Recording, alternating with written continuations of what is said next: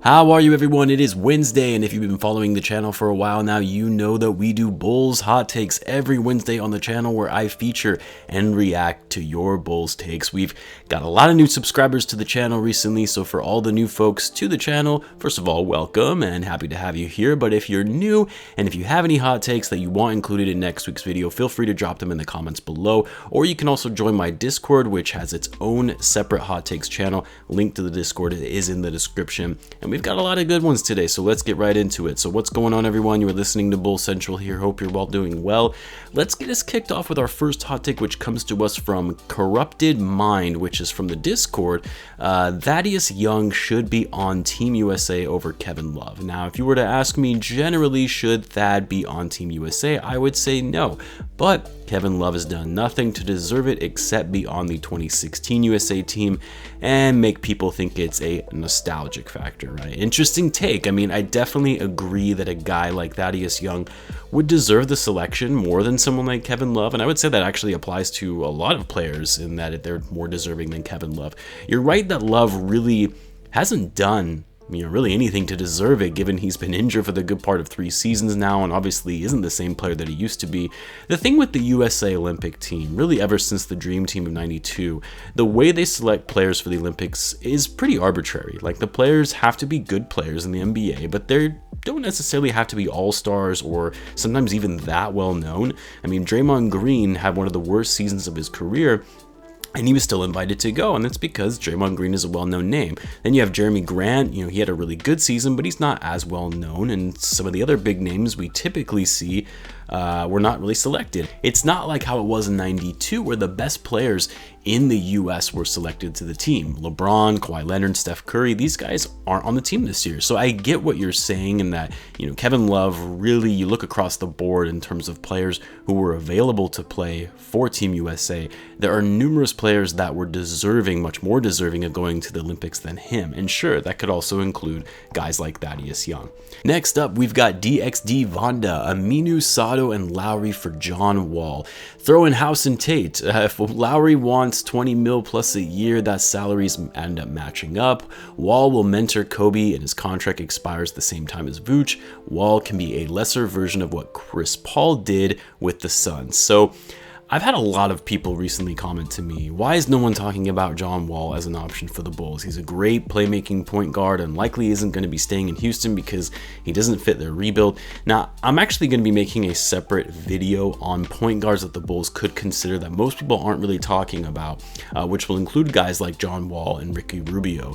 But as for your take, I mean, in theory, this trade could potentially work, although it's not really that enticing for either team, really. First of all, Wall's contract is brutal. He's arguably one of the worst contracts right now in the NBA for his level of productivity and the fact that he's injury prone. His contract doesn't expire until 2023, when he'll be making $47 million at that time.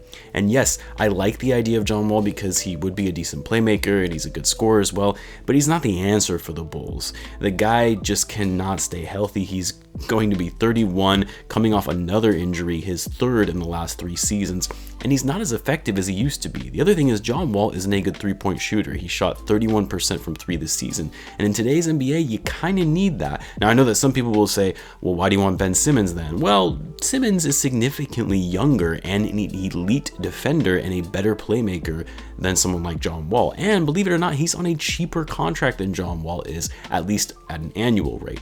The other thing is, as far as the guys you have going to the Rockets coming from the Bulls, I mean, I'm sure this trade is enticing enough because it gets them off of Wall's contract, but Aminu is another bad contract that they'll be taking on, although not as bad as John Wall's, and it'll be expiring. Sato is an okay piece, but doesn't really fit their timeline either. The only somewhat attractive piece for them is Lauri Markkanen, but they're likely not going to want to pay him $20 million, which, as you said, that's really what they would have to do in order to make the money work for a trade with Aminu and Sato both at $10 million a year. So a very long-winded response, but I don't see this trade happening. I don't see the Bulls really pursuing John Wall at all. Next up, we've got Spitfire. A trade involving Coby White will hurt Patrick Williams' growth somewhat. I'm not really sure what you mean by that. I'm not seeing the correlation of Coby getting traded impacting Patrick Williams' growth. I could see it if, someone like Thaddeus Young, because you could see Thad being a mentor to Patrick Williams, and also because, P. Will, I think, will get some more playing time at the 4 next season, which Thad also plays, and by losing Thaddeus, that could impact his growth. But Coby getting traded, I'm not really sure how that impedes his development, unless you mean because, if they choose to trade Coby White, another young player going into his 3rd season, that might get into Patrick Williams' head that he could be on the trading block as another young asset that the Bulls could use to bring in a more established player. But outside of that, I'm not really seeing this one. So let me know in the comments, though, as I would love to hear your perspective on it. Next up, we've got Rivers Cuomo. Devon Dotson will be a key part of the Bulls' future and will be an instant offense off the bench, sort of like a Lou Williams. I'm not going to say that that's not going to happen, but I think it's very unlikely, that Dotson will be a key part of the Bulls' future. When he has played, I've liked what I've seen, but it's not necessarily something to really be getting excited about as a big piece of the Bulls' future. He's pretty undersized, not a good defender. He's an okay shooter, but not the best from deep. I think he'll likely be a slightly better version of Ryan Arcidiacono, but I think for the most part, that's probably his ceiling, and he's not really going to get much better than that. I do hope I'm wrong, though. Next up, we've got Coby White himself. The Bulls will play Pat at the 4, sign Lonzo and Oubre Jr., and be a top 5 seed next season. A lot of takes packed in there. I do agree that Patrick Williams is better suited to the 4. I've actually been saying that for a while now. When he did play power forward this season, he was much more effective and aggressive on offense and was given more opportunities on offense at the 4 rather than just standing out in the corner to shoot a 3 when he was playing small forward. And I think, Patrick Williams handles and his strength, he's better positioned down low, and I hope that they continue playing him there. That being said, he does defend better on the wing in guarding the opposing team small forward, as he is a bit undersized in guarding other power forwards in the league. But Billy Donovan can obviously just have him switch on offense and defense in terms of, which position he would be guarding. As far as Kelly Oubre Jr., I really have no interest in bringing in Oubre. I mean, he's kind of had a weird season with the Warriors, and I think he's still probably going to want too much money anyway and just wouldn't fit the overall Bulls roster as a whole. I think he's nice, very athletic, but not the brightest in terms of his overall basketball IQ on the court. That's just my personal opinion, though. I mean, obviously, signing Lonzo Ball, that's been one of the bigger talks of the Bulls franchise. And then a top 5 seed next season, it's definitely possible, but the Bulls are going to have to make a pretty substantial move in order to be able to get there. Next up, we've got Rogelio Garcia. Should the Bulls consider a trade for Kemba Walker or Jrue Holiday? Definitely a no on Kemba, not with his contract, his injury issues, and the fact that he's been on the decline just doesn't make any sense. Jrue Holiday, I mean, before he signed that contract extension with the Bucks in the middle of the season, he was the guy I wanted most for the Bulls at the point guard position, anticipating he would be a free agent this summer. But of course, that isn't happening now. And as far as trading for him, I mean, with the way that he's helped the Bucks getting them to the finals, I don't see how there is any way the Bucks would look to trade him or would even entertain an offer, especially when the Bulls don't really have the trade assets to really make a play at Holiday. Next up, we've got Justin Donahoe. Hope I pronounced that right. Bulls signed Jarret Allen for big man defense. I would love to snag Jarrett Allen this offseason. The problem is he's a restricted free agent, and the Cavs traded away a lot of assets to get him in that Brooklyn Nets trade. So they're not going to, just turn him away for anything. They're going to match any offer sheet that Jarrett Allen receives unless it's an extreme overpay, which if that ends up being the case, then the Bulls won't want, or I guess I should say, I hope they wouldn't want to overpay for someone like Jarrett Allen. He would fit nicely on the roster, though, with his defense down low. I agree. Let's do one more. This one is from Sei Ojenubi.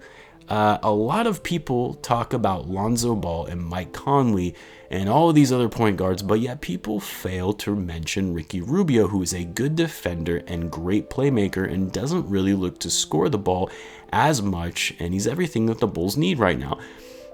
So like I mentioned before, I'm going to be making a separate video on some of these less talked about point guard options, which includes Ricky Rubio, so I won't go into too much detail here. But in short, Rubio is an intriguing option. I wouldn't say he's everything that the Bulls need right now because he's nowhere near to the level of player someone like Mike Conley, Kyle Lowry, Chris Paul, Lonzo, and some of the other commonly mentioned point guards for the Bulls. But you're right in that he does fit a need for the Bulls and that he's a solid defender, a great playmaker with his crafty ball handling and court vision. I think he would enable Lavine and Vucevic to get more open looks and maximize their scoring opportunities, and because he is a pass-first point guard, that is something the Bulls certainly need. Now, Rubio is under contract for next season, although it is an expiring deal, and his salary will be $17.8 million next year, which is pretty hefty for someone of his caliber of play and productivity. And of course, since he is under contract, the Bulls would have to trade for him rather than just sign him as a free agent like they could for some of these other mentioned point guards. I personally wouldn't want to trade too much for Rubio, especially when he's likely going to be a one-year rental. I think you would really consider trading for Rubio if you strike out on all the other options like Lonzo Ball, Kyle Lauri, even a trade for Ben Simmons. Rubio should kind of be used as a last resort, and even then you can't trade too much for him. I'm talking like Satoransky in a second round pick. Again, it's an expiring contract for a guy who's going to be 31 and had a pretty down season this year. You really shouldn't be giving up too much for him. Anyway, I'll end it there for this week, guys. Thanks to all those who left their takes. Make sure you leave your hot takes in the comments or any one of my videos for that matter. Feel free to join the Discord. It is linked below and it is free. Also, be sure to subscribe if you're a Bulls fan, as I do post daily Bulls content. Thanks again for tuning in, guys, and I will catch you in the next one.